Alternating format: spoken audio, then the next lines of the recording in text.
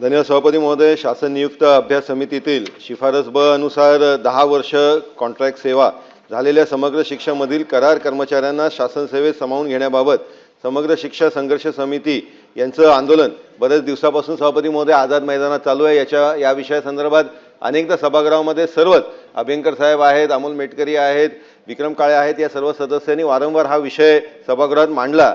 आज सोमवारी 2 लोकांना आंदोलनाच्या दरम्यान चक्कर येऊन त्या तिकडे पडलेत आणि त्यांची परिस्थिती ही अतिशय गंभीर होत चालली आहे. माझी शासनाकडे आपल्या मार्फत विनंती आहे की याविषयी आपली शासनाने भूमिका ही स्पष्ट करावी. सकारात्मक आपली भूमिका आहे, या संदर्भातली काय आपली भूमिका आहे ती सांगावी. कारण या संदर्भात माननीय मुख्यमंत्री महोदयांकडेही डेलिगेशन भेटलं होतं, त्यांनीही या संदर्भातली भूमिका शासनाची मांडली असले तरीही याच्यामध्ये आंदोलकांना अजूनही जे निर्णय शासनाकडनं अभिप्रेत आहे तो आला नाही. तर या संदर्भात आपण बैठक घेणार का, या विषयासंदर्भात सभापती महोदय माननीय उदय सामंत साहेबांनाही त्यांनी निवेदन दिलं होतं.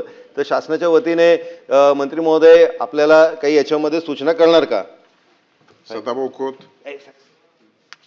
धन्यवाद सभापती महोदय. एक मिनिट. लोकसंख्या नियंत्रण बैठकीची मागणी केली आहे, ती बैठक लावण्यात येईल.